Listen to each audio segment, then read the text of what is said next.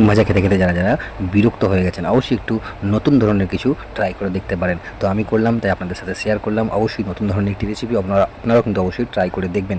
সাথে নিয়ে নেবেন একটু আমুল বাটার। তো বাটার আমি প্রথমে একটু তাওয়াতে দিয়ে দিলাম, দিয়ে এবার পেঁয়াজ আর একটু লঙ্কা কুচো করে রেখেছি সেগুলো আমি এর মধ্যে একটু দিয়ে দেবো। পেঁয়াজ লঙ্কা কুচোগুলো এর মধ্যে দিয়ে একটু ভালো করে লাল লাল করে একটু ভেজে নেব। যখন এগুলো একটু হালকা লাল লাল করে বেশ ভাজা হয়ে যাবে, তার মধ্যে এবার দিয়ে দেবো আমি একটু ফাটিয়ে ডিমটা দিয়ে দিলাম। দিয়ে এবার এর মধ্যে দিয়ে দেবো একটু স্বাদ মতো লবণ, দিয়ে এটাকে বেশ নাড়িয়ে চাড়িয়ে ভালো করে অনেকক্ষণ ধরে ফ্রাই করে একদম ভুজিয়া করে খেয়ে দেখবেন। বাটার ফ্রাই ডিম ভাজা একদম হেভি লাগবে।